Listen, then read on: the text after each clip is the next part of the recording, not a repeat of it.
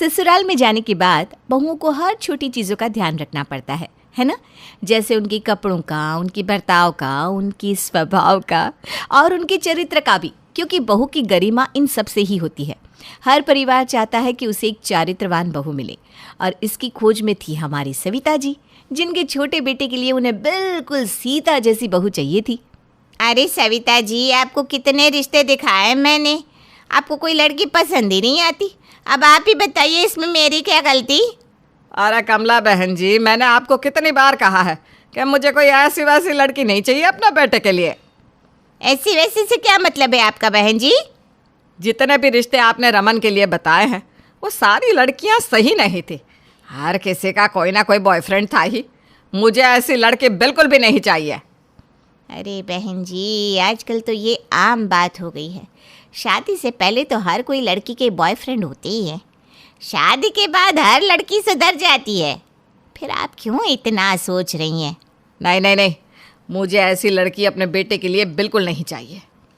आप तो मेरे लिए बस सीता जैसी लड़की ढूंढ के दीजिए, जो चरित्र में, स्वभाव में, सब में कोमल हो।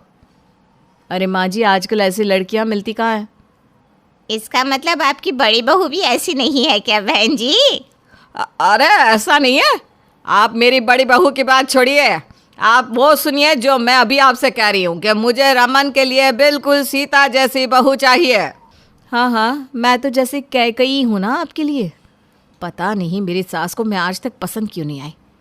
मेरा स्वभाव इतना भी बुरा नहीं है। नहीं, पर इन्हें तो सीता जैसी बहू चाहिए। मैं अभी देखती हूँ कैसे मिलती है इन्हें सीता जैसी बहू। अरे बड़ी बहू, तुम खड़े खड़े क्या सोच रही हो? मन में मुझे गालियाँ दे रही होगी और क्या। क्या? अरे कुछ नहीं। बड़ी बहू तू जा, कमला बहन जी के लिए चाय नाश्ता लेकर आ, ठीक है? जी अभी लाती हूँ। कमला ने रमन के लिए बहुत सारे रिश्ते भेजे थे, लेकिन सविता को तो इनमें से कोई भी लड़की पसंद ही नहीं आ रही थी। अब सविता की पसंद की बहू उसे मिल पाएगी या नहीं, वो तो वक्त ही बता सकता था। क्या हुआ माँ, रमन के लिए कोई लड़की पसंद आई या नहीं आई? अरे नहीं बेटा, अभी कहाँ कोई पसंद आई है। सारी की सारी लड़कियाँ आजकल कुछ ज़्यादा ही मॉडर्न हो गई है। 1 2 3 बॉयफ्रेंड्स रखना, गुस्सा करना, चुगली करना, जैसा उनके लिए आम सी बात हो गई है। माँ, मेरे ऑफिस में 1 2 लड़कियाँ हैं, तुम कहो तो मैं उनसे बात करूँ? अरे नहीं नहीं, रहने दे, तूने बड़ी बहू को भी वहीं से पसंद किया था। रहने दे। वो तो तुम्हारी बात सही है माँ।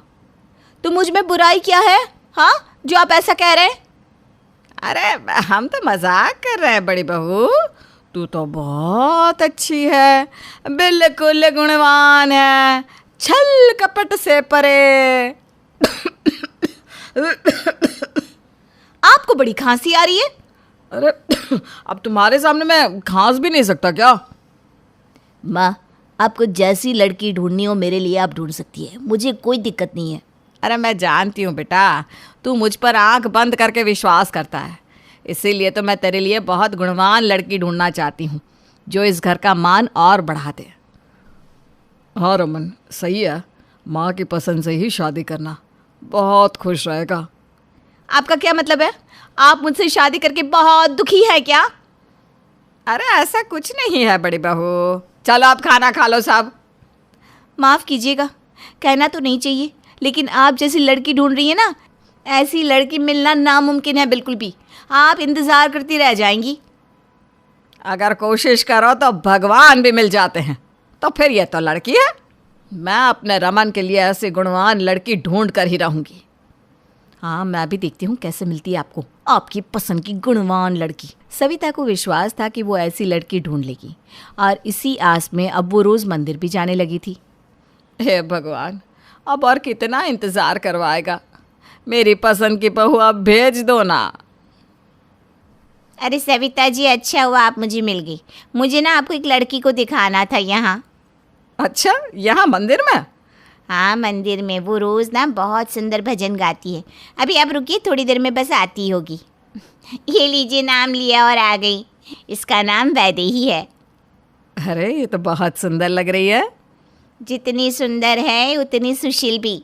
यहाँ मंदिर में भजन भी गाती है और घर का पूरा काम भी जानती है। अच्छा, तो आप इसे कैसे जानती हैं?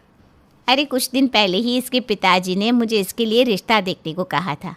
मैं जब इसके घर गई तो इसके संस्कार देखकर मुझे आपकी याद आ गई। ये ना आपकी पसंद की लड़की है बिल्कुल। अरे ये तो बहुत सुंदर गा भी रही है सच में। इसके चरित्र के बारे में पता किया आपने? कोई चक्कर वक्कर तो नहीं है? अरे मैंने पूरी जांच की है, आसपास वालों से भी पूछा है। सबका कहना है कि ये बहुत अच्छी लड़की है। अरे वाह, तो फिर देर किस बात की, आज ही इसके पिताजी से हम रिश्ते की बात करते हैं। रमन और वैदेही, इनके तो नाम भी राम और सीता की तरह है। आखिरकार सविता को अपनी पसंद की बहू मिल ही गई। अब तो वो जैसे 7वें आसमान पर थी। अब तो उसने बिना देर किए रमन और वैदेही की शादी का मुहूर्त भी निकलवा दिया। अरे बहन जी, आपको भी सहपरिवार आना है, ठीक है? कोई बहाना नहीं चलेगा। मेरे रमन और वैदेही को आकर ज़रूर आशीर्वाद दीजिएगा। खुश तो ऐसे हो रही हैं जैसे खुद की शादी हो। जब से ये वैदेही इन्हें मिली है, मेरी सास को जैसे स्वर्ग मिल गया है। जाने दो, मुझे क्या इससे। सारी लड़कियां एक जैसी होती है। आने के बाद मेरी सास को भी पता लग ही जाएगा। अरे कविता बहू, अब मन में सुकड़ना बंद कर, चल शादी की तैयारियों में लग जा। हाँ हाँ, बस काम ही तो कर रही थी मैं। सविता ने रमन और वैदेही की शादी बड़े ही धूमधाम से करवाई और वैदेही का स्वागत भी बड़े जश्न के साथ किया। छोटी बहू, ये ले मेरी तरफ से तेरे लिए तोहफा। अरे माँ जी, इसकी क्या ज़रूरत है? मेरे लिए तो आपका आशीर्वाद ही काफ़ी है।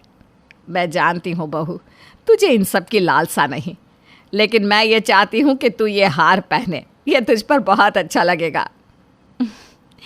अब आपकी इच्छा मैं कैसे टाल सकती हूँ माँ जी? माँ, आखिर तुम्हें तुम्हारी पसंद की बहू मिल ही गई, अब तो खुश हो ना? अरे मैं तो इतनी खुश हूँ कि 7वें आसमान पर पहुँच गई हूँ।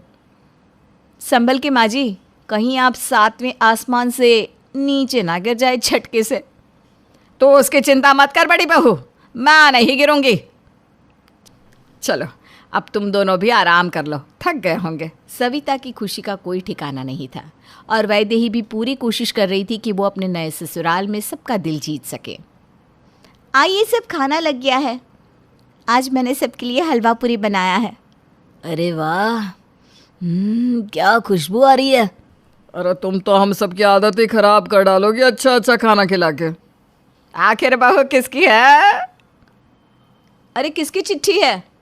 किसी वैदेही के नाम पे है। मैं ले लेती हूँ चिट्ठी। अभी परसों ही तुम्हारे नाम पर एक चिट्ठी आई थी ना? तुम्हारे माता पिता इतना याद करते हैं क्या तुम्हें? हाँ, उन्हें मेरी बहुत याद आती रहती है, इसलिए मैं ये चिट्ठी अंदर रख कर आती हूँ। हाँ हाँ ठीक है बेटा। 3 दिन में 2 चिट्ठियाँ? कौन लिखता है अपनी बेटी को? अरे जिनकी बेटियां अच्छी होती हैं ना, उनके माता पिता लिखते हैं कविता, तुम नहीं समझोगी। आप तो चुप ही कीजिए, समझे? जब देखो मेरा मजाक बनाते रहते हैं। अरे वैदेही, तेरे चेहरे का रंग क्यों उड़ गया? सब ठीक तो है ना बेटा? हाँ हाँ, सब ठीक है माँ जी। आप खाइए ना हलवा पूरी। ऐसा क्यों लग रहा है कि तू बहुत घबराई हुई है? नहीं माँ जी, ऐसा कुछ भी नहीं है। मैं अभी आती हूँ। चिट्ठी आने के बाद वैदेही का बर्ताव बिल्कुल बदला हुआ सा था, जो कविता को परेशान कर रहा था। लेकिन सविता ने उस बात पे ज़्यादा ध्यान नहीं दिया।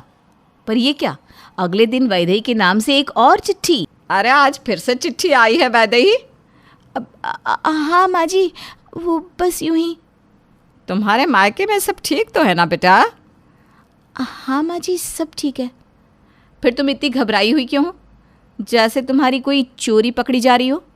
नहीं तो भाभी, मैं कहाँ घबरा रही हूँ। हाँ वैदेही बहू, तुम इतना घबरा क्यों रही हो? तुम्हारे चेहरे का रंग बिल्कुल उड़ा हुआ है। नहीं नहीं माँ जी, ये तो बस मेरे काका काकी की चिट्ठी है, मैं अंदर रख कर आती हूँ।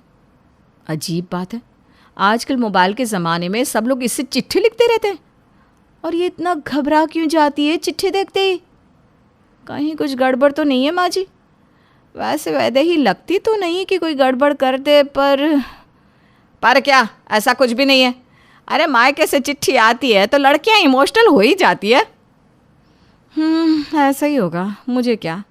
मैं तो बस इसलिए कह रही थी कि वैदेही जब भी उसकी चिट्ठी आती है तो अजीब सा बर्ताव करती है, जैसे कुछ छुपा रही हो। पर ये भी सही है, वो वैसी लड़की है नहीं। चलो मैं चली अपने कमरे में, आप भी आराम कर लीजिए माँ जी। परेशानी की तो कोई बात है नहीं। हाँ, सविता बाहर से तो कह रही थी कि उसे वैदेही पर पूरा भरोसा है, लेकिन कहीं ना कहीं मन में उसे भी वैदेही का बर्ताव अजीब तो लग रहा था। वैदेही, ये पोस्टमैन फिर से तुम्हारे लिए चिट्ठी देकर गया है। क्या बात है, हर दूसरे दिन तुम्हारे लिए कोई ना कोई चिट्ठी आ जाती है। लगता है सबकी चहीती हो वैदेही। हाँ भाभी, बस यही समझ लीजिए। वैदेही, ये रोज़ रोज़ तुम्हें चिट्ठी कौन लिख रहा है? कुछ परेशानी हो तो तुम मुझे बता सकती हो। नहीं माँ जी, ऐसा कुछ नहीं है, बस मेरी सहेली ने चिट्ठी लिखी है। अरे वाह, कभी माता पिता, कभी काका काकी, कभी सहेलियाँ, सब लोग तुम्हें चिट्ठी लिख रहे हैं वैदेही। लगता है तुम्हारे बहुत सारे चाहने वाले हैं। क्यों माँ जी, मैं सही कह रही हूँ ना? तुम्हारी ऐसी कौन सी सहेलियाँ हैं वैदेही, उनको तुम्हारी इतनी ही याद आ रही है तो उन्हें घर पर बुला लो। हाँ हाँ, घर पे बुला लो ना। तुम्हारे चाहने वालों को हम भी तो देखे वैदेही कि उन्हें तुम्हारी इतनी याद क्यों आती है। ज़रूर बहुत गहरा रिश्ता होगा माँ जी, तभी तो हर दूसरे दिन चिट्ठी लिखते रहते हैं वैदेही को। एक काम करो, बुला ही लो आज उन्हें। नहीं माँ जी, इसकी क्या ज़रूरत है, उन्हें मुझे चिट्ठी लिखना पसंद है, यूं ही बस शरारत करती रहती है। अरे इतनी शरारत करना भी सही नहीं है बहू। कभी कभी आपकी छोटी सी गलती भी आपको बड़ी मुसीबत में डाल सकती है। ये तुम्हारा ससुराल है, यहाँ ऐसी चिट्ठियाँ भेजना क्या शोभा देता है? सॉरी माँ जी, मैं आगे से ध्यान रखूँगी इस बात का। ध्यान तो लगता है अब माँ जी को भी रखना पड़ेगा। क्यों माँ जी? एक काम करो, लाओ ये चिट्ठी मुझे दो, मैं भी देखूँ तुम्हारी सहेलियाँ क्या मजाक करती है तुम्हारे साथ। हाँ हाँ, लाओ लाओ, हम भी पढ़ के देखते हैं कि ऐसा क्या है इस चिट्ठी में। नहीं माँ जी, इसमें ऐसा कुछ भी नहीं है, मैं इसे अंदर रख कर आती हूँ, आप परेशान मत होइए। माँ जी देखिए, मैं आपको भड़काना नहीं चाहती, लेकिन सच में वैदेही की हरकतें कुछ सही नहीं लग रही। ऐसा लग रहा है कि वो हम सबसे कुछ छुपा रही है। मैं जानती हूँ, अब मुझे भी ऐसा ही कुछ लग रहा है, लेकिन मुझे विश्वास है कि वो जल्दी ही हमें सब कुछ बता देगी, सच सच। ठीक है माँ जी, आप जैसा कहे, मैं आपके फैसले के खिलाफ नहीं जाऊंगी। कविता और सविता दोनों को अब वैदेही पर शक होने लगा था, लेकिन वैदेही सच बता नहीं रही थी कि आखिर उसे कौन चिट्ठी लिखता है। और इस बार तो उसने चुपके से चिट्ठी ली और बिना किसी को बताए अपने कमरे में रख कर आई।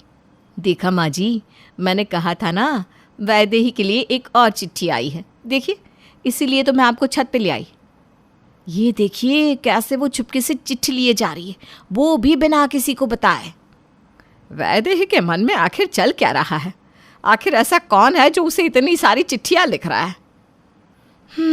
माँ जी, अब बुरा ना माने तो मैं आपसे एक बात कहूँ। मैं सोच रही थी कि क्यों ना हम खुद ही उन चिट्ठियों को पढ़ लें। मुझे तो नहीं लगता कि वैदेही कभी भी हमें उन चिट्ठियों के बारे में बताएगी। क्या ये करना सही होगा कविता? अरे माँ जी, आप रमन के बारे में सोचिए। अरे उसे ऐसा कुछ पता चल गया तो उसकी ज़िंदगी खराब हो जाएगी। इससे तो अच्छा है कि हम ही इस मामले को जानकर सुलझा लें। हाँ, ये तो बिल्कुल सही कह रही है बड़ी बहू, हमें ही इस मामले की तह तक जाना होगा। ठीक है माँ जी, वैदेही शाम को जब मंदिर जाएगी तब हम उसके कमरे में जाकर उन चिट्ठियों को देख लेंगे कि आखिर उनमें लिखा क्या है। कविता और सविता शाम को वैदेही के जाने के बाद उसके कमरे में छानबीन करने जाती है। कहाँ रखी है चिट्ठियाँ? अरे अच्छे से ढूंढना, यहीं कहीं होगी। हाँ हाँ, मैं देख तो रही हूँ माँ जी। बड़ी बहू देख, ये रही चिट्ठियाँ। हाँ, आप खोलकर पढ़िए ना, क्या लिखा है इनमें। हे भगवान जी, ये क्या लिखा है इसमें? क्या हुआ माँ जी, क्या लिखा है इसमें? इसमें लिखा है कि मैं तुम्हारी याद में तड़प रहा हूँ, तुम्हारी शादी के बाद भी मैं तुमसे प्यार करता हूँ। हे भगवान, वैदेही बहू से मुझे ये आशा ना थी। अरे ये कैसे हो सकता है माँ जी, वैदेही तो बिल्कुल भी ऐसी नहीं है। फिर ये सब?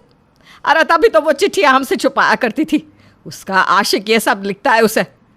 मैंने कितने अरमानों से उसे अपनी बहू बनाया था, मुझे तो वो सीता जैसी लगती थी, लेकिन आज ये सब पढ़ने के बाद मुझे नफरत हो गई है। अरे नहीं माँ जी, अब परेशान मत होइए, हम वैदेही से इस बारे में ज़रूर बात करेंगे।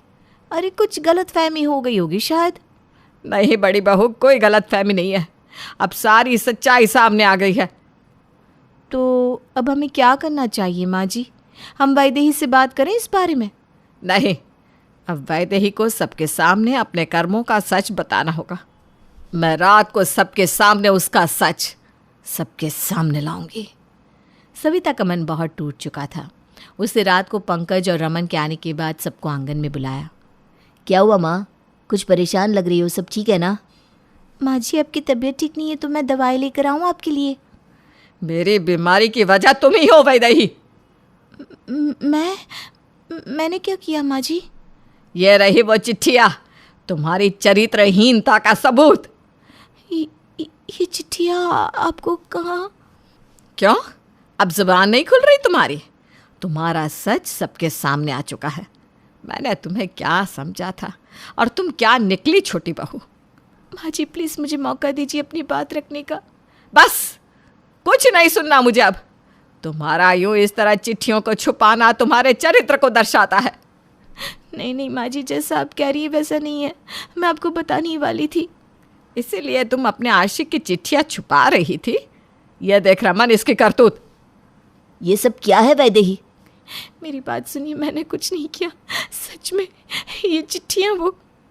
अब ये वो इन सब से कुछ नहीं होगा। तुमने हम सब का भरोसा तोड़ा है। भरोसा तो टूटा है माँ, लेकिन ये भरोसा वैदेही ने नहीं, कविता ने तोड़ा है। कविता ने? माँ ये लिखावट देखो, ये किसी और की नहीं बल्कि कविता की लिखावट है। मैं इस लिखावट को अच्छे से जानता हूँ। अब ये मत कहना कि ये तुमने नहीं लिखे, समझी? क्योंकि मुझे पता है कि ये तुम्हारी लिखावट है। वो मुझे जलन होने लगी थी कि वैदेही को माँ जी से इतना प्यार मिल रहा है, इसलिए मैंने ये चिट्ठियाँ भेजना शुरू कर दिया था। और मैं डर गई थी कि आप सब मेरा विश्वास नहीं करेंगे, इसलिए मैंने किसी को कुछ नहीं बताया। बड़ी बहू, ये क्या किया तुमने? मैंने सीता जैसी अपनी बहू पर इतने सारे आरोप लगा दिए। मुझे माफ़ कर दीजिए माँ जी, मैंने जलन में आकर पता नहीं क्या कर डाला। वैदेही, मैं तुम्हारी गुनहगार हूँ, प्लीज़ मुझे सजा दो। भाभी आप मुझसे बड़ी हैं, मैं बस आपसे इतना ही कहूँगी कि किसी भी लड़की के चरित्र पर कभी भी इस तरह कीचड़ उछालना नहीं चाहिए। एक लड़की के लिए उसकी इज्जत ही सब कुछ होती है। मुझे माफ़ कर दो वैदेही, माँ जी सच्ची कहती थी, वैदेही सच में सीता जैसी है।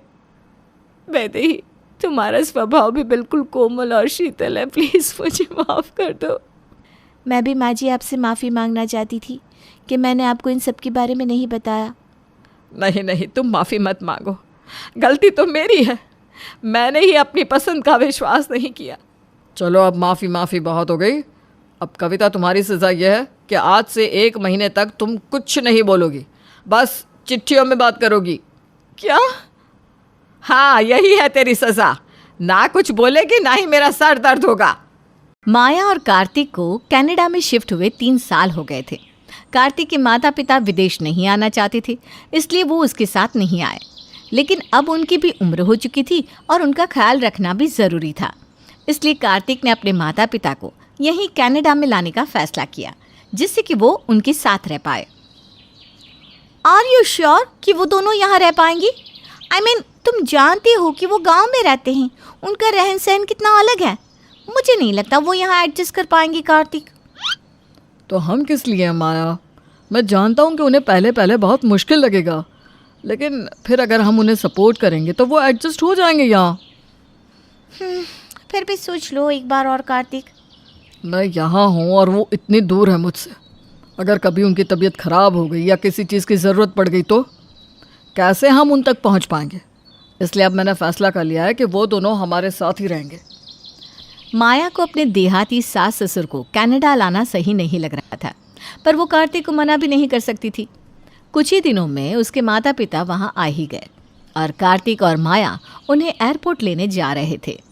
चलो माया, माँ बाबूजी का प्लेन लैंड कर गया होगा, जल्दी चलो। हाँ बस आई।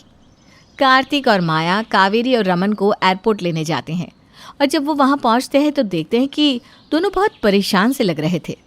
अरे क्या हुआ बाबूजी, आप इतने परेशान क्यों लग रहे हैं? अरे बेटा, हमारा सामान कहीं खो गया। प्लेन से उतार दिया पर सामान नहीं दिया, कहीं चोरी तो नहीं हो गई? हे भगवान, इन्हें तो ये भी नहीं पता कि सामान को लेने के लिए वहाँ इंतज़ार करना पड़ता है। देखिए वहाँ सबके बैग्स कैसे अंदर से। कोई बात नहीं माँ बाबूजी, आप पहली बार एयरपोर्ट आए ना, होता है सबके साथ ऐसा। मेरे साथ भी ऐसा ही हुआ था।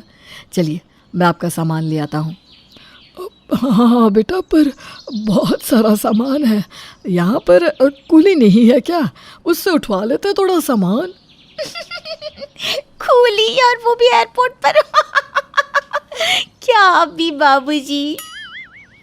अब यहाँ ना इस तरह की ट्रॉलीज होती है बाबूजी, मैं इसमें ले आता हूँ सामान।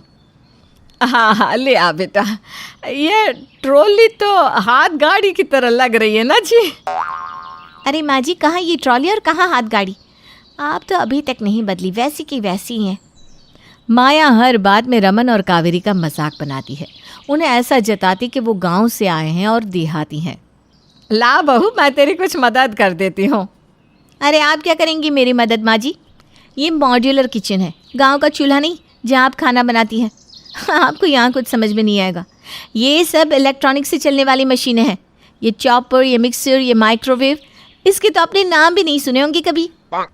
बात तो तेरी सही है बहू, पर एक बार तो मुझे सिखाएगी तो मैं कोशिश करूँगी ये सब चलाने की। नहीं नहीं नहीं, ये सब बहुत महंगे हैं। आपको कुछ आता जाता है नहीं, सब खराब कर दिया तो मैं ये रिस्क नहीं ले सकती। तुम उन्हें सिखाओगी तो आएगा ना, पहले ही उन्हें डीमोटिवेट कर रही हो। अब आप मेरे साथ आइए माँ, मैं आपको ना बाद में सब कुछ सिखा दूँगा। पहले पहले माया को भी कुछ नहीं आता था, उसने भी सब कुछ यहाँ आकर ही सीखा है। माया हर बात में अपने सास ससुर को नीचा दिखाती, उन्हें यह एहसास कराती कि उन्हें कुछ भी नहीं आता और वो कभी विदेश में एडजस्ट नहीं हो पाएंगे। एक दिन बाबूजी घर में टीवी चलाने की कोशिश कर रहे थे, पर उनसे चल नहीं रही थी। अरे टीवी कैसे चलाते हैं, और ये रिमोट भी बहुत अजीब है, क्या करूं? बहू से पूछता हूँ। अब माया बहू ज़रा यहाँ आना तो। जी कहिए, क्या हुआ? ये टीवी नहीं चल रही, कैसे चलाते हैं इसे? इतनी देर से कोशिश कर रहा हूँ, चल ही नहीं रही। आपसे चलेगी भी नहीं बाबूजी, ये स्मार्ट टीवी है, टच स्क्रीन रिमोट है इसका। आपको तो उस पुराने टीवी की आदत होगी ना। अभी भी खटारा टीवी चलती है कि गुजर गई? नहीं नहीं, वो टीवी तो अभी भी बहुत अच्छी चलती है बहू। अब रहने दे, मुझे नहीं देखनी टीवी। हाँ, वैसे भी आपको कुछ समझ में नहीं आएगा इस टीवी पे, रहने दीजिए। माया की बातों से कावेरी और रमन को दुख हो रहा था। अब उन्हें विदेश में मज़ा भी नहीं आ रहा था। उन्हें अपने गांव की याद आने लगी थी, क्योंकि यहाँ तो बस उन्हें ये जताया जा रहा था कि वो यहाँ के हैं नहीं और उन्हें कुछ आता नहीं। और तो और उन्हें माया जो खाना बना रही थी वो खाने में भी मज़ा नहीं आ रहा था। माया, तुमने फिर से पिज़्ज़ा बर्गर बना दिया। मैंने कहा था ना कल दाल रोटी बना देना, माँ बाबूजी को ये सब खाने की आदत नहीं है। अरे पर हम दोनों को तो यही सबसे ज़्यादा पसंद है ना, इन्हें भी धीरे धीरे आदत हो जाएगी। अब तो इन्हें यहीं रहना है। कोई बात नहीं बेटा, हम भी यही खा लेते हैं। अरे अरे, ये कैसे खा रहे हैं आप दोनों? ये पिज्ज़ा है, रोटी सब्जी नहीं।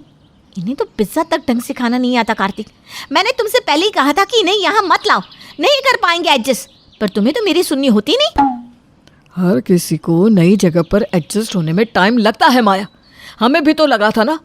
पर तुम इन्हें हर बार यही जता देती हो कि इन्हें कुछ भी नहीं आता। तुम दोनों हमारी वजह से मत लड़ो बेटा। वैसे भी तुम्हारे बाबूजी और मैं सोच रहे थे कि हम गांव वापस चले जाते हैं। बहू ठीक ही तो कह रही है, हम यहाँ कुछ नहीं समझ पाएंगे। हाँ कार्तिक बेटा, हमें गांव की याद आ रही है। तू हमारी वापसी की टिकट करवा दे, हम चले जाएंगे वापस। ये आप कैसी बात कर रहे हैं माँ बाबूजी? धीरे धीरे आपको सब कुछ अच्छा लगने लगेगा। यहाँ मुझ पर भरोसा रखिए। अगर उन्हें यहाँ मज़ा नहीं आ रहा तो जाने दो ना, क्यों ज़बरदस्ती कर रहे हो उनके साथ? कार्तिक के लाख समझाने पर भी रमन और कावेरी नहीं माने। पर कार्तिक को ये बात बिल्कुल अच्छी नहीं लग रही थी कि उसके माता पिता का दिल टूट गया, जिससे वो उसके साथ रहना नहीं चाहते। उसने फैसला किया कि वो कुछ दिन उनके साथ गांव जाएगा और वक्त बिताएगा, जिससे वो उन्हें थोड़ी सी सही खुशी दे पाए। क्या गांव चलना है कुछ दिनों के लिए? अरे पर क्यों? ये तुम पूछ रही हो? तुम्हारी वजह से ही वो दोनों यहाँ से जा रहे हैं। अब मैं और कुछ नहीं सुनूंगा माया, हम दोनों चल रहे हैं, ये फाइनल है। और अगर तुमने इस बार कुछ उल्टा सीधा कहा तो मैं तुम्हें माफ नहीं करूंगा। ठीक है, नाराज मत हो ना। चलते कुछ दिन गाँव उनके साथ, मैं कुछ नहीं कहूँगी अब। कार्तिक ने माया को अच्छे से समझा दिया कि वो दोनों कुछ दिन गांव में ही रुकेंगे, जिससे उनके माता पिता को भी अच्छा लगे। कार्तिक और माया रमन और कावेरी के साथ गांव आ जाते हैं, जहां गांव का हर एक इंसान रमन और कावेरी की बहुत इज्जत करता था। ये देखकर माया को थोड़ा अजीब लग रहा था। अरे कावेरी बहन, ये तुम्हारी बहू है ना? हाँ, ये मेरी बहू है माया। अरे पर इसके कपड़े तो देखो ज़रा, इतना भी लिहाज नहीं कि बड़ों के सामने कैसे कपड़े पहनने चाहिए। आजकल की लड़कियां कुछ साल विदेश क्या रह लेती हैं, अपनी भारतीय संस्कृति और संस्कार भूल ही जाती हैं। देखो तो ज़रा, इतनी देर से आई है पर बड़ों के पैर छूकर आशीर्वाद तक नहीं लिया इसने अभी तक। अब अरे सॉरी मौसी जी, पाए लागू। खुश रह, आगे से ध्यान रखना बहू। पैदा तो तू भारत में ही हुई है ना, विदेश में थोड़ी ना पैदा हुई है। हाँ, ये विदेश रहकर आई है ना शीला, इसीलिए इसे कछु नहीं आता। अरे अब बस भी करो, क्यों मेरी बहू के पीछे पड़ गई हो? गांव में इतने सालों बाद आई है, धीरे धीरे सीख जाएगी सब कुछ। गांव में आते ही माया को गांव की औरतों ने घेर लिया। जैसे रमन और कावेरी के लिए विदेश एक नई जगह थी, जिसके बारे में उन्हें कुछ नहीं पता था। ठीक उसी तरह माया के लिए गांव भी बिल्कुल नया सा था, जहां उसे कुछ नहीं पता था। पर यहाँ उसके सास ससुर उसे बहुत सपोर्ट कर रहे थे। सुबह सुबह माया रसोई में आती है, पर उसे तो पिज़्ज़ा, बर्गर, सैंडविच के अलावा और कुछ बनाना आता ही नहीं था। वो इधर उधर देखने लगी पर कुछ नहीं मिला। तब वो कावेरी के पास आती है।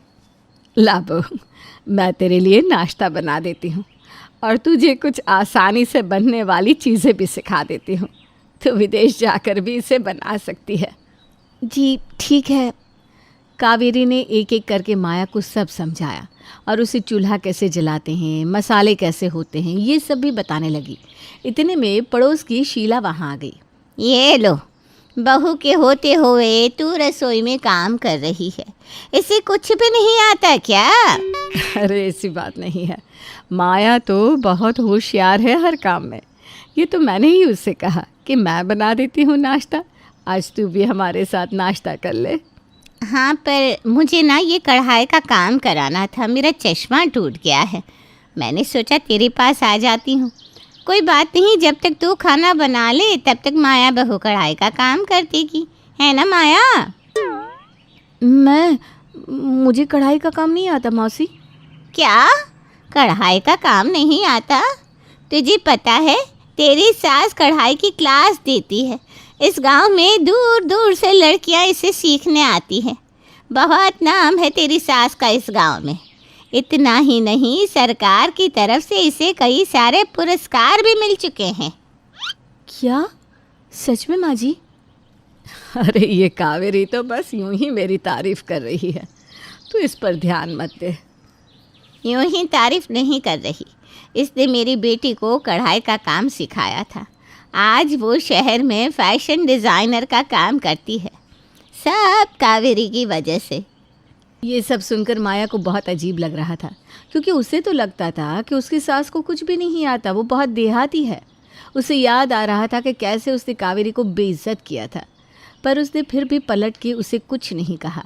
जबकि कावेरी का इस गांव में बहुत ज़्यादा मान और इज्जत है, पर माया का घमंड अब भी उसे अपनी गलती मानने नहीं दे रहा था। वो अब भी इन सब से इनकार कर रही थी। कैसा लग रहा है तुम्हें गांव में? तुम जानती हो, अब मुझे कनाडा के तौर तरीकों की आदत पड़ गई है। मुझे यहाँ एडजस्ट होने में प्रॉब्लम आ रही है। तुम यहाँ मुझे जानबूझकर लाए हो ना? हाँ, मैं तुम्हें यहाँ जानबूझकर लाया क्योंकि तुम्हें भी तो पता चलना चाहिए कि नई जगह पर आकर एडजस्ट करने में सबको दिक्कत होती है। तुम्हें भी हो रही है ना? ऐसा कुछ नहीं है। यहाँ गांव में ऐसा क्या है जो मुझे दिक्कत होगी?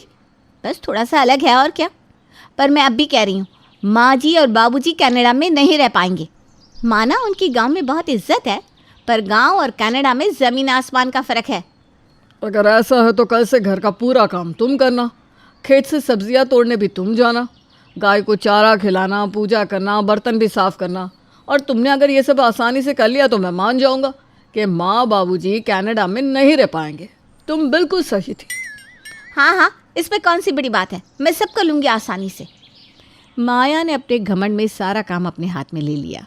कार्तिक ने अपनी माँ से कह दिया कि वो कोई भी काम ना करे और ना ही माया की मदद करे। माया ने अकड़ में हाँ तो कह दिया था, पर उससे अब सब कुछ आसानी से हो नहीं पा रहा था। अरे इतनी सुबह सुबह क्यों उठते हैं ये गांव वाले। अब सबसे पहले खेत जाना पड़ेगा सब्ज़ी लाने, और उसके बाद गाय का दूध निकालो, फिर खाना बनाओ। बट इट्स ओके, मैं सब कर लूँगी, इसमें कौन सी बड़ी बात है। माया खुद को समझाती है और खेत में सब्जियां तोड़ने जाती है, जहाँ खेत में उसके पैर पूरे कीचड़ से भर जाते हैं। ये क्या हो गया, मेरे सारे कपड़े पैर सब कीचड़ में भर गए। अब मुझे तो पता भी नहीं चल रहा कि कौन सी सब्ज़ी पकी हुई है और कौन सी अभी तक नहीं पकी। अब क्या करूं। तभी पीछे से कावेरी आती है। माया देख, ऐसी सब्जियां जो पूरी तरह लाल हो गई हैं और आसानी से तोड़ सकते हैं, ऐसी सब्जियां ही खेत से लानी चाहिए। यह खाने में भी स्वाद देती है और पकाने में भी अच्छी होती है। अच्छा ऐसा होता है। हाँ, अब मैं समझ गई। कावेरी ने माया को खेत से सब्ज़ी तोड़ना, गाय का दूध निकालना और गाय की कैसे सेवा की जाती है ये सब कुछ समझाया, जबकि कार्तिक ने अपनी माँ को माया की मदद करने से मना किया था। पर आप मेरी मदद क्यों कर रही हैं? आपको तो कार्तिक ने मना किया है ना मेरी मदद करने से। फिर? क्योंकि मैं जानती हूँ कि नई जगह पर आकर कैसा लगता है। जब आपको उस जगह के बारे में कुछ भी पता ना हो और कोई आपकी मदद भी ना करे उसे समझने में, तो आप कितना बुरा महसूस करते हैं, इस बात का एहसास है मुझे। इसलिए मैं नहीं चाहती कि तू भी इन सब से गुजरे। तू कार्तिक से मत कहना कि मैंने तेरी मदद की, तू कह देना कि तूने ये सब अपने आप किया है। चल अब घर चलते हैं, खाने की तैयारी करते हैं। जी। देख माया, इसे ना सिलबट्टा कहते हैं। जैसे तेरे घर पे वो मिक्सचर था ना, ठीक वैसे ही यहाँ चटनी पीसने के लिए इसका इस्तेमाल किया जाता है। तुझे इमली की चटनी बहुत पसंद है ना, मैं दिखाती हूँ इसे कैसे पीसते हैं। हाँ, ज़रा चख के बता कैसी बनी है। ये तो बहुत टेस्टी है सच पे। वहाँ कनाडा में रहकर तो मैं जैसे हिंदुस्तानी खाना भूल ही गई थी, और सच कहूँ तो मुझे बनाना भी नहीं आता। पर आपसे मैंने बहुत कुछ सीख लिया है, अब वहाँ जाकर सब कुछ बनाऊंगी। ठीक है, ले अब तो कर, मैं जाती हूँ क्योंकि सामने से कार्तिक आ रहा है। कावेरी रसोई से चली जाती है। कार्तिक रसोई में आता है और देखता है कि माया सिलबट्टे पर चटनी पीस रही है। अरे वाह, तुम्हें आ गया सिलबट्टे पर चटनी पीसना? हाँ, मैंने कहा था ना मैं सब कुछ कर लूँगी। देखो मैंने सब कुछ संभाल लिया। अब तो तुम्हें मुझसे हार माननी ही पड़ेगी।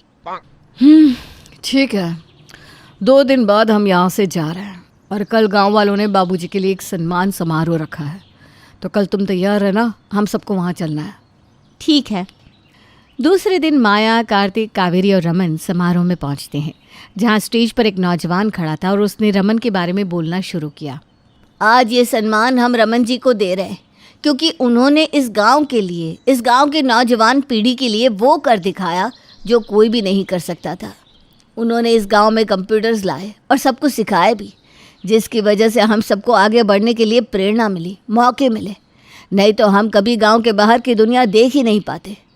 रमन जी गांव के पहले व्यक्ति थे जिन्होंने कंप्यूटर सीखा और हम सबको भी सिखाया।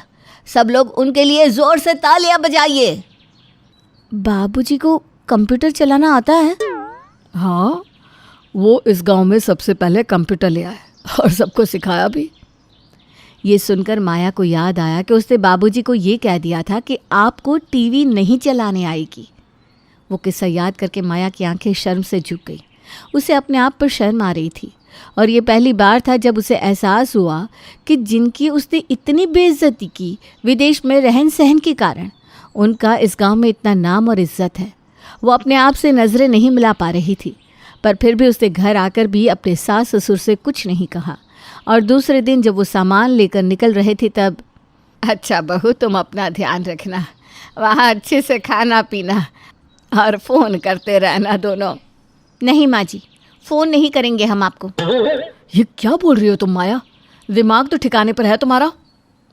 अरे जब हम चारों साथ रहने वाले हैं तो फ़ोन क्यों करें? क्या? हाँ, मैंने आपका और बाबूजी का सामान भी बांध लिया है। आप भी हमारे साथ चल रहे हैं। पर हम दोनों तो वहाँ कुछ भी समझ ही नहीं पा रहे बहू। हाँ, जैसे मैं यहाँ नहीं समझ पा रही थी, पर आपने मुझे सब कुछ समझाया, मुझे सपोर्ट किया। माँ जी, बाबूजी, मुझे माफ़ कर दीजिए। मैंने आपके साथ बहुत बुरा बर्ताव किया, पर अब मुझे समझ में आ गया है कि सबको सब कुछ नहीं आता। पर अगर हम एक दूसरे की मदद करें तो हर मुश्किल को पार कर सकते हैं। अब हम सब एक साथ रहेंगे। आपने मुझे सिलबट्टे पे काम करना सिखाया ना, मैं आपको मिक्सर चलाना सिखा दूँगी। आपने मुझे खाना बनाना सिखाया ना, मैं आपको बर्गर बनाना सिखा दूँगी। माँ, बाबूजी, प्लीज़ चलिए ना हमारे साथ, हम सब एक साथ अच्छे से रहेंगे। हाँ, 1 मिनट, मैं अपना गोगल तो ले लूँ, कन्नड़ा में पहनूंगा। रश्मि की सास दमयंती को एक अजीब सा शौक था। उसे डोरबेल बजाने में बड़ा मजा आता था। दमयंती बिना बात के दूसरे लोगों के घर जाकर डोरबेल बजाकर वहां से चली जाती। दमयंती की इस आदत की वजह से रश्मि और आसपास के सब लोग बहुत परेशान थे। दमयंती के बेटे अविनाश ने अपनी माँ दमयंती को कई बार समझाने की कोशिश की, लेकिन वो किसी की नहीं सुनती थी। एक दिन दमयंती बाजार से लौट कर आई और दरवाजे पर जोर जोर से डोरबेल बजाने लगी। अरे मम्मी जी, इतने घंटे क्यों बजा रही हैं? आ रही हूँ दरवाजा खोलने। अरे बहू, कब से डोरबेल बजाए जा रही हूँ? इतनी देर क्यों लगी तुम्हें? बाथरूम में थी मम्मी जी। आप भी हद करती हैं।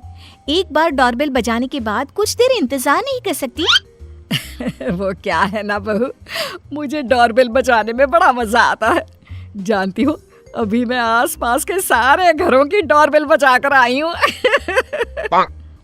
क्या मम्मी, आप भी कमाल करती हैं। इस तरह बचकानी हरकत आपको शोभा नहीं देती। अरे सबकी अपनी अपनी हॉबी होती है। अब तुम कुछ करते हो तो मैंने कभी मना किया क्या? एक दिन दमयंती सुबह 5 बजे सोकर उठ जाती है और अपनी बहू रश्मि को जोर जोर से आवाज लगाती है, लेकिन रश्मि गहरी नींद में सोई हुई थी। रश्मि! अरे ओ रश्मि, जरा मेरे लिए चाय तो बना दे बहू। ओहो, कितनी गहरी नींद में सोई हुई है, मेरी आवाज भी नहीं सुनती। क्या हुआ मम्मी जी, इतने सुबह सुबह मुझे आवाज क्यों दे रही है? आधे घंटे से बुला रही हूँ, सुनाई नहीं देता क्या? अरे मम्मी जी, इतनी सुबह सुबह आवाज देने की क्या जरूरत है? अरे मुझे चाय पीनी थी बहू, इसीलिए आवाज दे रही थी। मम्मी, लेकिन इतनी सुबह उठकर कौन चाय बनाता है? आपको भी ना इतनी आवाज नहीं देनी चाहिए थी। अरे ठीक है बेटा, आज के बाद मैं तुम्हें आवाज नहीं दूंगी, बल्कि ऐसा कुछ करूंगी कि मेरा काम आसान हो जाए। फिर दमयंती अपने बेटे बहू अविनाश और रश्मि के कमरे के बाहर एक डोरबेल लगवा देती है। अरे मम्मी, ये क्या किया? अब हमारे बेडरूम के बाहर आपने ये डोरबेल क्यों लगवा दी? ताकि मुझे अपनी बहू को जोर जोर से आवाज ना देनी पड़े। अरे जब भी बुलाना होगा घंटी बजा दूंगी। दमयंती की इस हरकत पर रश्मि हैरान भी थी और परेशान भी। उसे समझ में नहीं आ रहा था कि आखिर उसकी सास को कैसे समझाया जाए। अब दमयंती बार बार रश्मि के कमरे की घंटी बजाती और उसे डिस्टर्ब करती। एक दिन दोपहर के वक्त, अरे बहू, मैं जरा अपनी सहेली को मिलने जा रही हूँ। ठीक है मम्मी जी, जाइए। दमयंती जैसे ही जाने के लिए बाहर निकलती है, दरवाजे की डोरबेल बजाने लगती है। अरे मम्मी जी, डोरबेल क्यों बजा रही है? क्योंकि मैं घर से जा रही हूँ ना, इसलिए। मम्मी, घर आने पर घंटी बजाते हैं, जाने पर नहीं। रश्मि अपनी सास की हरकतों से बुरी तरह परेशान हो चुकी थी, लेकिन दमयंती जी सुधरने का नाम ही नहीं ले रही थी। अब तो अड़ोस पड़ोस के लोग भी दमयंती की शिकायत करने लगे थे।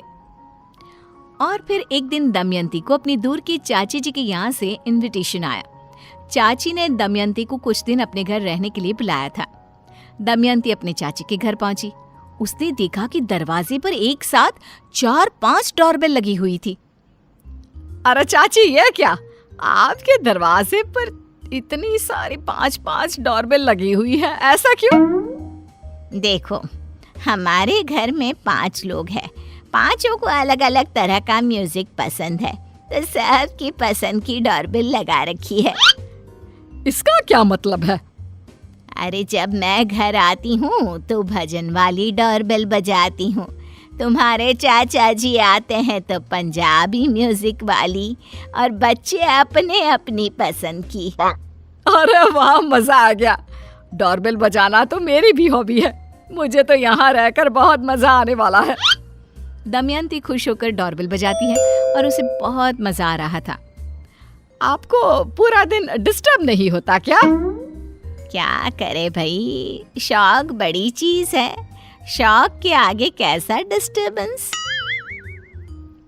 जैसे ही दमयंती घर के अंदर जाती है तो देखती है कि हर कमरे के बाहर भी 2-3 डोरबेल लगी हुई थी, यहाँ तक कि रसोई और बाथरूम के दरवाजे पर भी। अरे चाची, ये कुछ ज्यादा नहीं हो गया? आपने तो बाथरूम के दरवाजे पर भी डोरबेल लगा रखी है। अरे कई बार तुम्हारे चाचा जी नहाने में 1-1 घंटा लगा लेते हैं, तो बस मैं जोर जोर से डोरबेल बजाकर उन्हें बाहर बुला लेती हूँ। हे भगवान, मुझे तो लगता था कि डोरबेल बजाने का शौक सिर्फ मुझे ही है। यहाँ तो मुझसे भी बड़े बड़े शौकीन लोग बैठे हैं दुनिया में। दमयंती अपने चाची के घर पर रहती है और जब एक दिन वो नहाने जाती है तो बाथरूम की डोरबेल बार बार बजने लगती है। अरे चाची, क्या कर रही हो? नहाने तो दो। जल्दी करो, कब से घंटी बजा रही हूँ। थोड़ी देर बाद फिर घंटी बजती है। अरे क्या आफत आ गई? इस बार मैंने नहीं, तुम्हारे चाचा जी ने डोरबेल बजाई। चाची के घर पर बजने वाली डोरबेल के कारण अब दमयंती के सर में दर्द होने लगा और वो बुरी तरह से घबरा गई। परेशान होकर वो अपने घर लौट आई। दमयंती जी का सर चकरा रहा था। अरे रश्मि, जब से मम्मी चाची के घर से लौट कर आई है तब से डोरबेल नहीं बजाती। सब ठीक तो है ना? हाँ, मैं भी वही सोच रही थी। मम्मी कुछ बदली बदली लग रही है ना? लगता है मम्मी से इस बारे में बात करनी पड़ेगी। कहीं उनकी तबीयत तो खराब नहीं? क्या हुआ मम्मी जी? जब से आप चाची जी के घर से आई हैं तब से डोरबेल बजाना कम कर दिया है, बंद ही कर दिया है। क्या हो गया है आपको?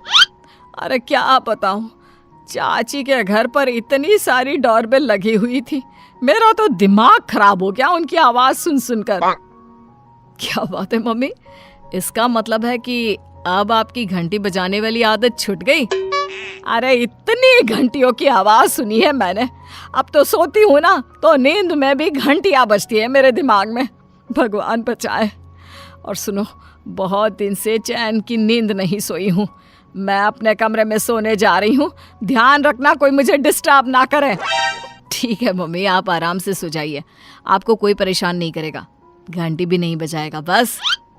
दमयंती अपने कमरे में जाकर सो जाती है, लेकिन थोड़ी देर बाद तरह तरह की आवाज़ों से दमयंती की नींद खुलती है।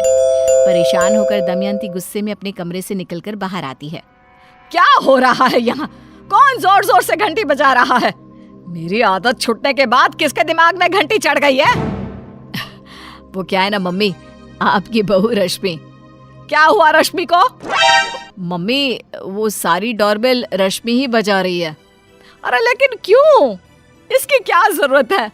अब तो मैं भी सुधर गई हूँ ना। तभी रश्मि वहां पर आ जाती है। वो क्या है ना मम्मी जी, आपके जाने के बाद आपकी आदत मुझे लग गई। पहले आप डोरबेल बजाने वाली सास थी, अब मैं डोरबेल बजाने वाली बहू बन गई। लगता है मुझे भी चाची के घर जाना पड़ेगा। रश्मि की बात सुनने के बाद अविनाश और दमयंती के होश उड़ जाते हैं और दोनों चक्कर खाकर गिर पड़ते हैं।